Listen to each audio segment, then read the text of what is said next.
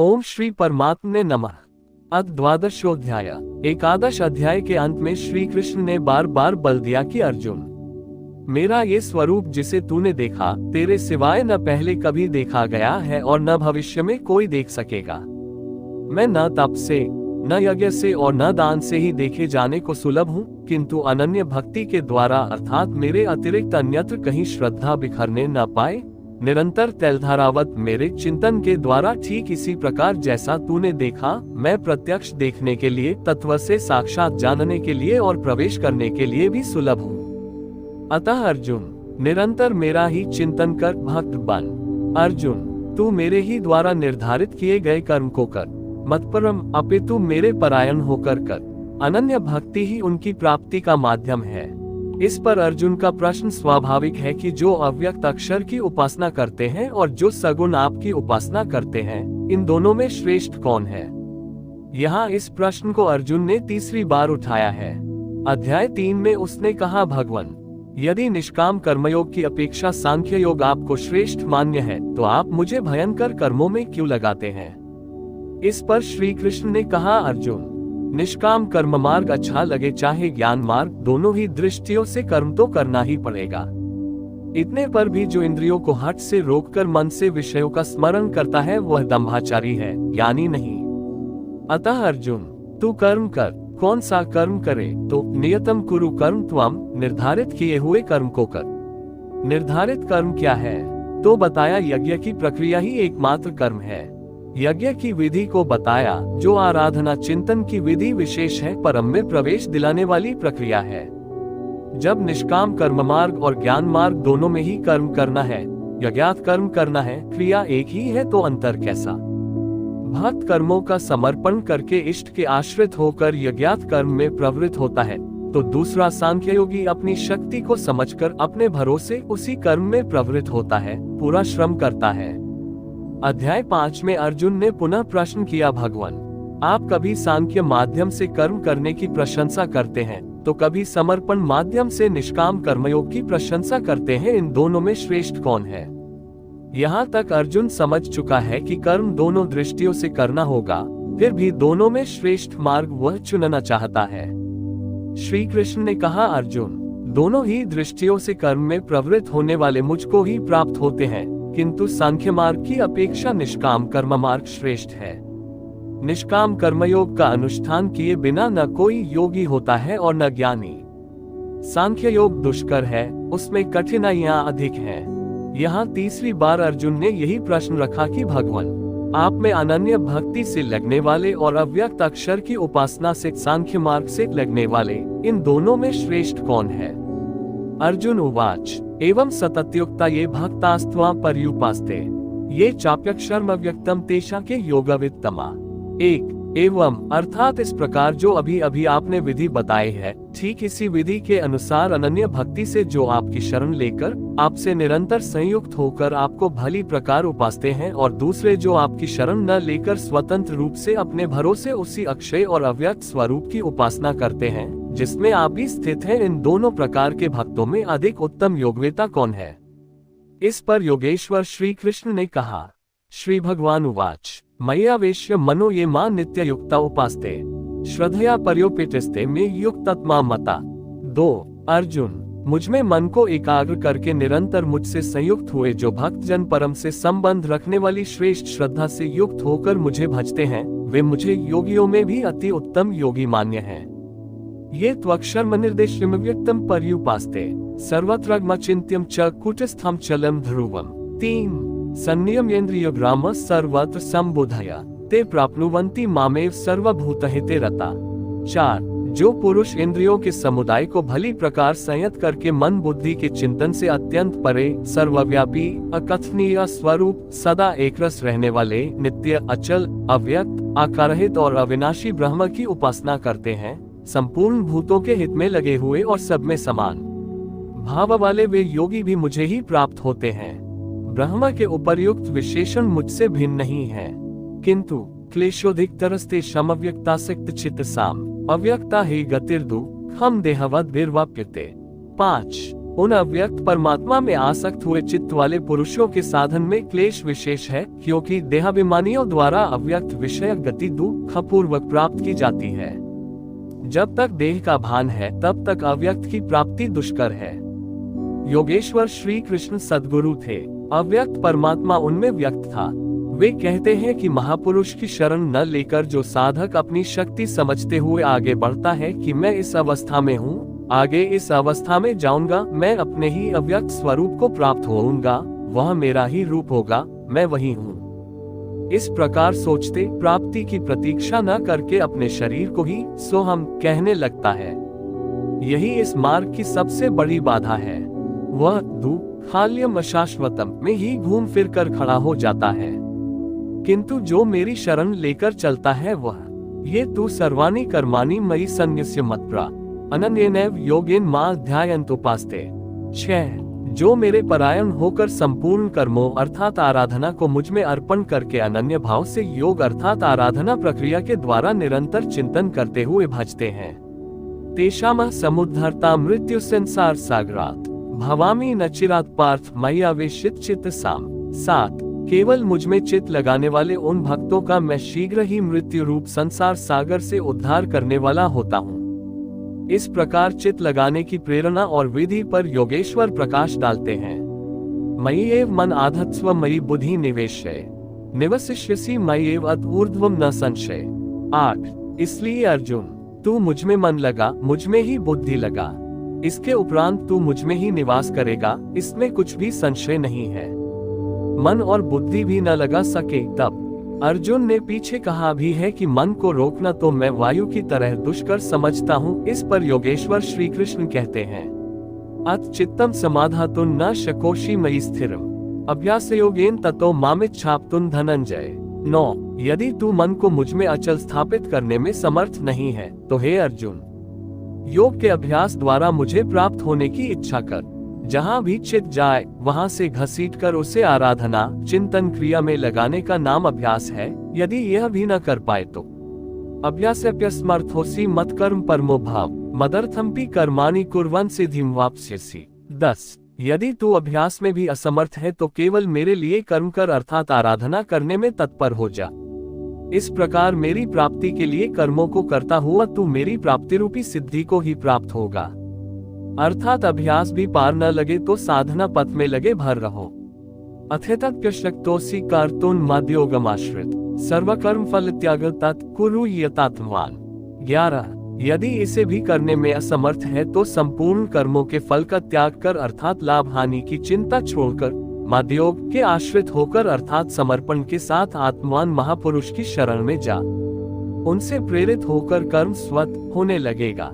समर्पण के साथ कर्मफल के त्याग का महत्व बताते हुए योगेश्वर श्री कृष्ण कहते हैं श्रेयो हि ज्ञानमभ्यासाच्च ज्ञानात् ध्यान विशिष्यते ध्यानात् कर्मफल त्यागस्त्यागात् शान्तिर्निरन्तरम्। 12 केवल चित्त को रोकने के अभ्यास से ज्ञान मार्ग से कर्म में प्रवृत्त होना श्रेष्ठ है। ज्ञान माध्यम से कर्म को कार्य रूप देने की अपेक्षा ध्यान श्रेष्ठ है, क्योंकि ध्यान में इष्ट रहता ही है। ध्यान से भी संपूर्ण कर्मों के फल का त्याग श्रेष्ठ है, क्योंकि इष्ट के प्रति समर्पण के साथ ही योग पर दृष्टि रखते हुए कर्मफल का त्याग करने से उसके योगक्षेम की जिम्मेदारी इष्ट की हो जाती है। इसलिए इस त्याग से वह तत्काल ही परम शांति को प्राप्त हो जाता है। अभी तक योगेश्वर श्री कृष्ण ने बताया कि अव्यक्त की उपासना करने वाले ज्ञान मार्गी से समर्पण के साथ कर्म करने वाला निष्काम कर्मयोगी श्रेष्ठ है। दोनों एक ही कर्म करते हैं, किंतु ज्ञान मार्गी के पथ में व्यवधान अधिक है। उसके लाभ हानि की जिम्मेदारी स्वयं पर रहती है, जबकि समर्पित भक्त की जिम्मेदारी महापुरुष पर होती है। इसलिए वह कर्मफल त्याग द्वारा शीघ्र ही शांति को प्राप्त होता है। अब शांति प्राप्त पुरुष के लक्षण बताते हैं। अद्वेष्टा सर्वभूतानां मैत्र करुणैव च निर्ममो निरहंकार समदुःख सुख क्षमी। 13 इस प्रकार शांति को प्राप्त हुआ जो पुरुष सब भूतों में द्वेष भाव से रहित, सबका प्रेमी और हेतु रहित दयालु है, और जो ममता से रहित, अहंकार से रहित, सुख दुख की प्राप्ति में सम तथा क्षमावान है। संतुष्ट सततम योगी यतात्मा दृढ़ निश्चय मयि अर्पित मनोबुद्धिर्यो मद्भक्त स मे प्रिय। 14 जो निरंतर योग की पराकाष्ठा से संयुक्त है, लाभ तथा हानि में संतुष्ट है, मन तथा इंद्रियों से शरीर को वश में किए हुए है, दृढ़ निश्चय वाला है, वह मुझ में अर्पित मन बुद्धि वाला मेरा भक्त मुझे प्रिय है। यस्मान्नोद्विजते लोको लोकान्नोद्विजते च यः हर्षामर्ष भयोद्वेगैर्मुक्तो यह सच में प्रिय। 15 जिससे कोई भी जीव उद्वेग को प्राप्त नहीं होता और जो स्वयं भी किसी जीव से उद्विग्न नहीं होता एवं हर्ष, संताप, भय और समस्त विक्षोभों से मुक्त है, वह भक्त मुझे प्रिय है। साधकों के लिए ये श्लोक अत्यंत उपयोगी है। उन्हें इस ढंग से रहना चाहिए कि उनके द्वारा किसी के मन को ठेस न लगे। इतना तो साधक कर सकते हैं, किंतु दूसरे लोग इस आचरण से नहीं चलेंगे। वे तो संसारी हैं ही, वे तो आग उगलेंगे, कुछ भी कहेंगे, किंतु पथिक को चाहिए कि अपने हृदय में उनके द्वारा उनके आघातों से भी उथल पुथल न होने दे। चिंतन में सूरत लगी रहे, क्रम न टूटे। उदाहरण के लिए आप स्वयं सड़क पर नियमानुकूल बाएं से चल रहे हैं, कोई मदिरा पीकर चला आ रहा है, उससे बचना भी आपकी जिम्मेदारी है। अनपेक्ष शुचिर्दक्ष उदासीनो गतव्यथ सर्वारम प्रत्यागी यो मद भक्त स में प्रिय। 16 जो पुरुष आकांक्षाओं से रहित सर्वथा पवित्र है, दक्ष अर्थात आराधना का विशेषज्ञ है, ऐसा नहीं कि चोरी करता हो तो दक्ष है। श्री कृष्ण के अनुसार कर्म एक ही है, नियत कर्म आराधना चिंतन, उसमें जो दक्ष है, जो पक्ष विपक्ष से परे है, दुखों से मुक्त है, सभी आरंभों का त्यागी, वह मेरा भक्त मुझे प्रिय है। करने योग्य कोई क्रिया उसके द्वारा आरंभ होने के लिए शेष नहीं रहती। यो न हृष्यति न द्वेष्टि न शोचति न कांक्षति शुभाशुभ परित्यागी भक्तिमान्य स में प्रिय। 17 जो न कभी हर्षित होता है, न द्वेष करता है, न शोक करता है, न कामना ही करता है, तथा जो शुभ और अशुभ संपूर्ण कर्मों के फल का त्यागी है, जहाँ कोई शुभ विलग नहीं है, अशुभ शेष नहीं है, भक्ति की इस पराकाष्ठा से युक्त वह पुरुष मुझे प्रिय है। सम शत्रु च मित्रे च तथा मानापमानयो शीतोष्ण सुख दुखेषु सम संग विवर्जित। 18 जो पुरुष शत्रु और मित्र में, मान तथा अपमान में सम है, जिसके अंतकरण की वृत्तियां सर्वथा शांत हैं, जो सर्दी गर्मी सुख दुख आदि द्वंद्वों में सम और आसक्ति रहित है, तथा तुल्य निंदा स्तुतिर मौनी संतुष्टो येन कैंचित अनिकेत स्थिरमतिर भक्तिमान में प्रियुन्नाग। 19 जो निंदा तथा स्तुति को समान समझने वाला है, मननशीलता की चरम सीमा पर पहुंचकर जिसकी मन सहित इंद्रियां शांत हो चुकी हैं, जिस किसी प्रकार शरीर निर्वाह होने में जो सदैव संतुष्ट है, जो अपने निवास स्थान में ममता से रहित है, भक्ति की पराकाष्ठा पर पहुंचा हुआ वह स्थिर बुद्धि वाला पुरुष मुझे प्रिय है। ये तु धर्म्यामृतमिदं यथोक्तम पर्युपास्ते श्रद्धाना मत परमा भक्तास्तेतीव में प्रिया। 20 जो मेरे परायण हुए हार्दिक श्रद्धायुक्त पुरुष इस उपर्युक्त धर्म में अमृत का भली प्रकार सेवन करते हैं, वे भक्त मुझे अतिशय प्रिय हैं। निष्कर्ष गत अध्याय के अंत में योगेश्वर श्री कृष्ण ने कहा कि अर्जुन, तेरे सिवाय न कोई पाया है, न पा सकेगा जैसा तूने देखा, किंतु अनन्य भक्ति अथवा अनुराग से जो भजता है, वह इसी प्रकार मुझे देख सकता है, तत्व के साथ मुझे जान सकता है और मुझ में प्रवेश भी पा सकता है। अर्थात परमात्मा ऐसी सत्ता है जिसको पाया जाता है। अतः अर्जुन भक्त बन। अर्जुन ने इस अध्याय में प्रश्न किया कि भगवान, अनन्य भाव से जो आपका चिंतन करते हैं और दूसरे वे जो अक्षराव्यक्त की उपासना करते हैं, इन दोनों में उत्तम योगवेता कौन है? योगेश्वर श्री कृष्ण ने बताया कि दोनों मुझे ही प्राप्त होते हैं, क्योंकि मैं अव्यक्त स्वरूप हूँ। किंतु जो इंद्रियों को वश में रखते हुए मन को सब ओर से समेटकर अव्यक्त परमात्मा में आसक्त हैं, उनके पथ में क्लेश विशेष हैं। जब तक देह का अध्यास भान है, तब तक अव्यक्त स्वरूप की प्राप्ति दुखपूर्ण है, क्योंकि अव्यक्त स्वरूप तो चित्त के निरोध और विलय काल में मिलेगा। उसके पूर्व उसका शरीर ही बीच में बाधक बन जाता है। मैं हूँ, मुझे पाना है कहते कहते अपने शरीर की ही ओर घूम जाता है। उसके लड़खड़ाने की अधिक संभावना है। अतः अर्जुन, तू संपूर्ण कर्मों को मुझ में अर्पण करके अनन्य भक्ति से मेरा चिंतन कर। जो मेरे परायण भक्तजन संपूर्ण कर्मों को मुझ में अर्पण करके मानव शरीरधारी मुझ सगुण योगी के रूप का ध्यान द्वारा तैलधारावत निरंतर चिंतन करते हैं, उनका मैं शीघ्र ही संसार सागर से उद्धार करने वाला हो जाता हूँ। अतः भक्ति मार्ग श्रेष्ठ है। अर्जुन, मुझ में मन को लगा, मन न लगे तो भी लगाने का अभ्यास कर। जहां भी चित जाए पुनः घसीट कर उसका निरोध कर। ये भी करने में असमर्थ है तो तू कर्म कर। कर्म एक ही है, यज्ञात कर्म। तू कार्यम कर्म करता भर जा, दूसरा न कर। उतना ही कर, पार लगे चाहे न लगे।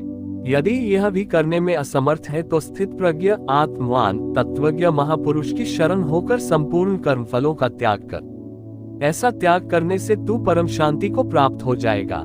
तत्पश्चात परम शांति को प्राप्त हुए भक्त के लक्षण बताते हुए योगेश्वर श्री कृष्ण ने कहा, जो संपूर्ण भूतों में द्वेष भाव से रहित है, जो करुणा से युक्त और दयालु है, ममता और अहंकार से रहित है, वह भक्त मुझे प्रिय है।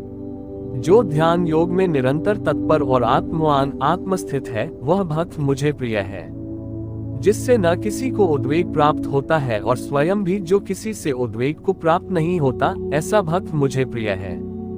जो शुद्ध है, दक्ष है, व्यथाओं से उपराम है, सर्वारंभों को त्याग कर जिसने पार पा लिया है, ऐसा भक्त मुझे प्रिय है। संपूर्ण कामनाओं का त्यागी और शुभाशुभों का पार पाने वाला भक्त मुझे प्रिय है। जो निंदा और स्तुति में समान और मौन है, मन सहित जिसकी इंद्रियां शांत और मौन है, जो किसी भी प्रकार शरीर निर्वाह में संतुष्ट और रहने के स्थान में ममता से रहित है, शरीर रक्षा में भी जिसकी आसक्ति नहीं है, ऐसा स्थित प्रज्ञ भक्तिमान पुरुष मुझे प्रिय है। इस प्रकार श्लोक 11 से 19 तक योगेश्वर श्री कृष्ण ने शांति प्राप्त योगयुक्त भक्त की रहनी पर प्रकाश डाला, जो साधकों के लिए उपादेय है। अंत में निर्णय देते हुए उन्होंने कहा, अर्जुन, जो मेरे परायण हुए अनन्य श्रद्धा से युक्त पुरुष इस ऊपर कहे हुए धर्म में अमृत को निष्काम भाव से भली प्रकार आचरण में ढालते हैं, वे भक्त मुझे अतिशय प्रिय हैं। अतः समर्पण के साथ इस कर्म में प्रवृत्त होना श्रेयतर है, क्योंकि उसके हानि लाभ की जिम्मेदारी वह इष्ट सद्गुरु अपने ऊपर ले लेते हैं। यहाँ श्री कृष्ण ने स्वरूपस्थ महापुरुष के लक्षण बताए, उनकी शरण में जाने को कहा और अंत में अपनी शरण में आने की प्रेरणा देकर उन महापुरुषों के समकक्ष अपने को घोषित किया। श्री कृष्ण एक योगी महात्मा थे। इस अध्याय में भक्ति को श्रेष्ठ बताया गया, अतः इस अध्याय का नामकरण भक्ति योग युक्ति संगत है। ओम तत्सदिति श्रीमद्भगवद्गीतासु उपनिषत्सु ब्रह्मविद्यायां योगशास्त्रे श्री कृष्णार्जुन संवादे भक्ति योगो नाम 12 12। इस प्रकार श्रीमद् भगवद गीता रूपी उपनिषद एवं ब्रह्मविद्या तथा योग शास्त्र विषयक श्री कृष्ण और अर्जुन के संवाद में भक्ति योग नामक 12वां अध्याय पूर्ण होता है। इति श्रीमद् परमहंस परमानंदस्य शिष्य स्वामी गणानंद कृते श्रीमद् भगवद गीताया यथार्थ गीता भाष्ये भक्ति योगो नाम 12 12। इस प्रकार श्रीमद् परमहंस परमानंद जी के शिष्य स्वामी गणानंद कृत श्रीमद् भगवद गीता के भाष्य यथार्थ गीता में भक्ति योग नामक 12वां अध्याय पूर्ण होता है। हरि ओम तत्सत।